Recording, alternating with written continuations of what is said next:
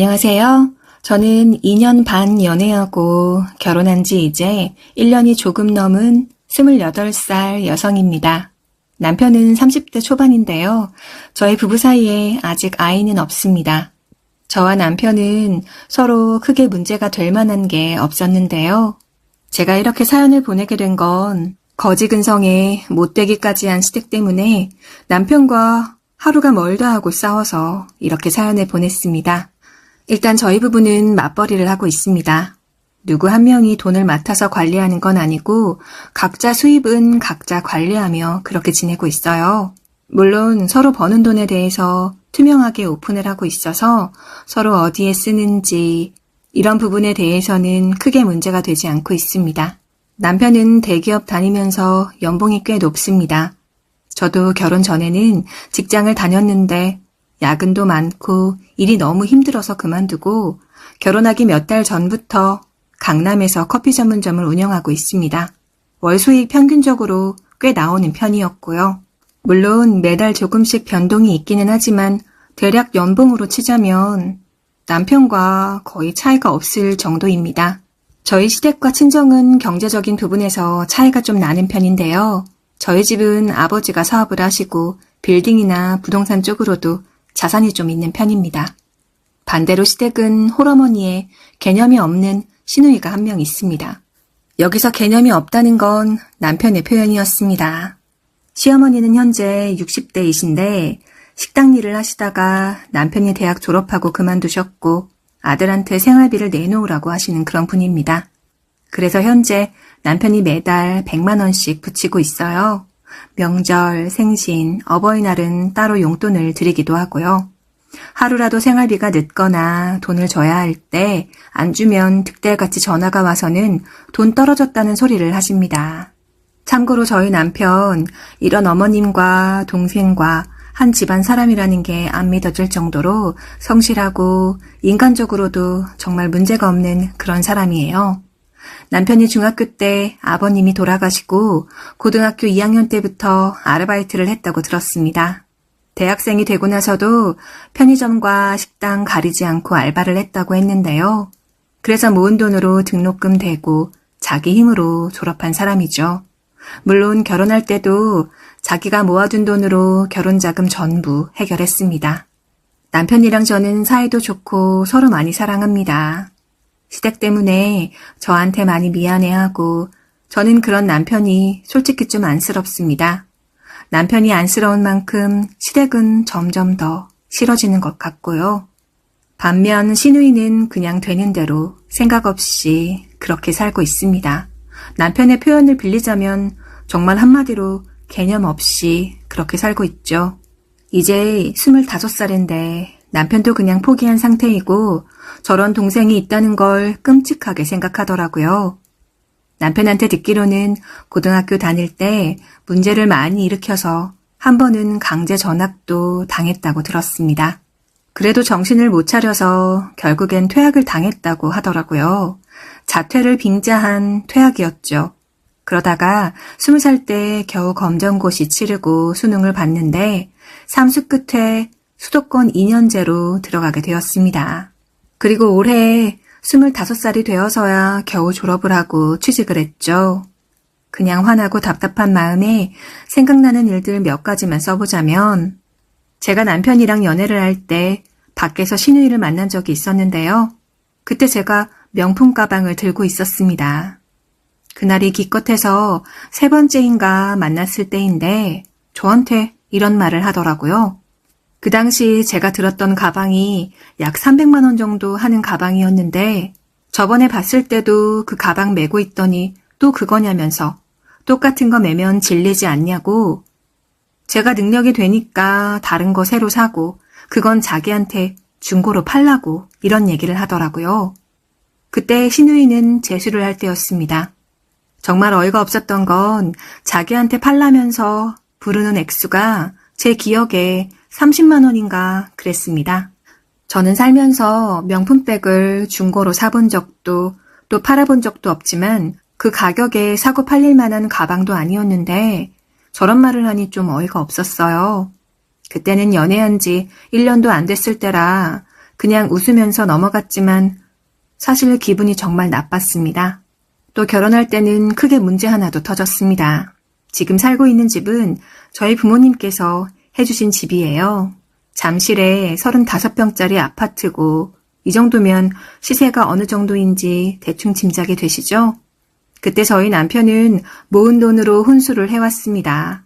솔직히 남자가 집을 해오고 여자가 혼수를 한다는데 저는 그냥 형편이 되는 사람이 해오자는 그런 주의였어요. 집값에서 10% 정도 해온다고 했는데 그 반도 안 되게 해왔을 때도 기분 나쁘지도 않았습니다. 저는 정말 남편 하나만 봤습니다. 남편이 얼마나 힘들게 모은 돈인지를 잘 알고 있었으니까요. 그 돈으로 혼수를 마련하기에는 충분했고요. 저는 집을 제가 해왔기 때문에 예단을 따로 안 하는 걸로 생각했습니다. 남편도 당연히 그렇게 생각했고요. 서로 주고받을 예물만 적당히 하자고 했고 당연히 꾸민비 같은 것도 안 받았습니다. 상견례 때 이미 나온 말이었는데 시어머니께서 저도 아니고 저희 엄마한테 연락을 하셔서는 주변에서 보는 눈이 있으니 형식적으로라도 예단을 해야 하지 않겠냐며 그때 말씀하신 게 형식적으로 1,000만 원을 요구하셨습니다. 거기다 시누이 명품백까지 하나 해오라고 하셨죠. 황당해하는 저희 엄마에게 그 정도면 충분할 것 같다는 말까지 하셨는데요. 저희 부모님 솔직히 저 결혼할 때 남편은 정말 마음에 들어했지만 시댁은 달가워하지 않으셨습니다. 그래서 잘못하면 파혼도 할 뻔했어요. 남편이 그걸 알고는 집에 가서 한번 뒤집고 와서야 겨우 마무리가 됐습니다. 참고로 시댁은 경기도 군포였고 친정은 서울이었죠. 신혼집이랑 직장도 모두 서울이라 결혼은 서울에서 했습니다. 그래서 예식장비는 제가 부담을 했죠. 남편 앞으로 온 하객들 식비만 받았어요. 청첩장은 남편이 했고 저한테 미안하다며 신혼여행도 남편이 준비했습니다. 그런데 여기서 웃긴 건 나중에 남편한테 들은 얘기였지만 결혼할 때 아무것도 보태주지 않았으면서 남편 앞으로 들어온 축의금을 전부 시댁에서 가져갔더라고요. 한마디로 식비도 그냥 남편이 낸 거였습니다. 문제는 지금부터입니다. 신우가 올해 2년제 대학을 졸업하고 심지어 좀 빈둥거리다가 한참이 지나서야 겨우 취직을 했습니다.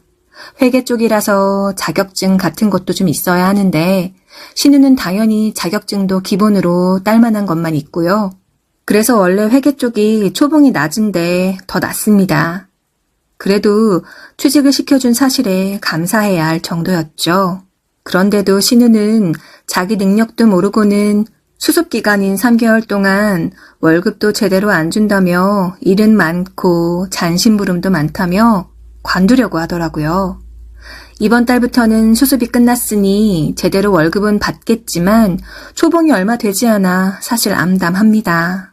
그것도 시어머니께서 더 괜찮은 곳 있으면 알아보고 옮긴다고 해도 일단 계속 다니라고 뜯어 말려서 지금까지 계속 다니고 있는 겁니다. 그런데 주말에 시어머니와 시누이가 같이 저희 집에 왔습니다. 와서 저녁을 먹고는 하는 말이 정말 가관이었는데요. 여기서 살림을 합치자는 말씀을 꺼내셨어요.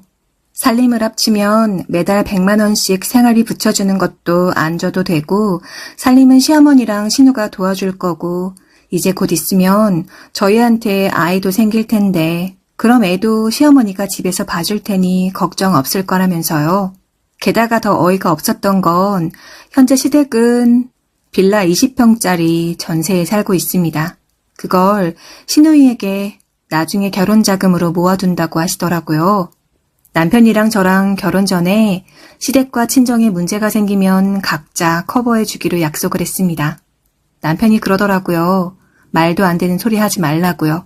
어차피 그 집은 자기가 해드린 거 아니니 그걸 팔아서 신우 결혼 자금으로 두던 말던 관여하지 않겠지만 그 집 팔고 나서 저희 집으로 들어올 생각은 꿈도 꾸지 마시라는 거였습니다.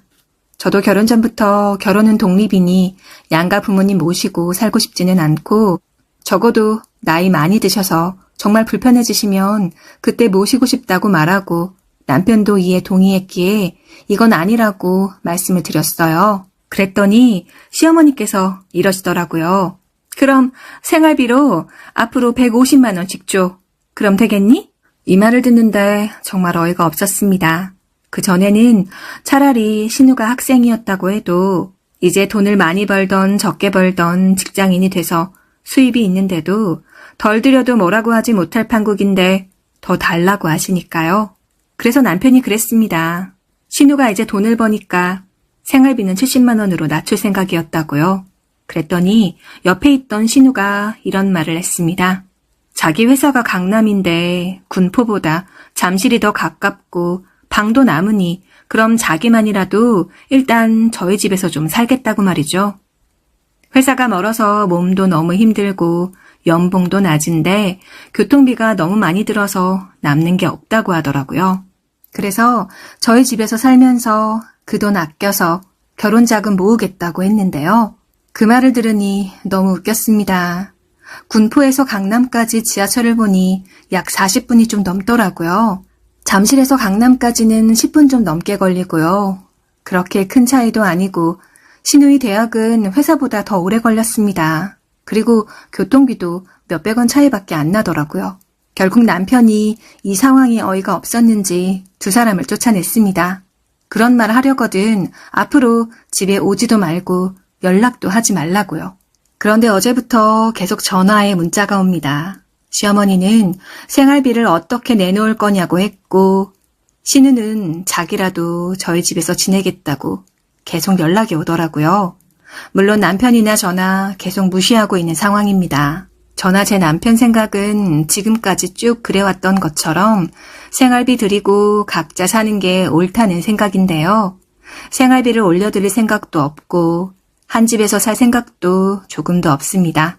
심지어 남편은 그동안 들였던 생활비를 낮추겠다는 그런 입장인데 그건 확실히 신우이 연봉이 낮기는 하니까 생활비는 그대로 유지하되 신우가 결혼하고 큰돈 들어갈 일 없어지고 나면 그때 조금 낮추던가 하자고 말해둔 상태입니다. 남편도 제 말에 수긍을 했지만 저랑 이런 일로 불화가 생기느니 가족과 연을 끊겠다는 그런 입장입니다.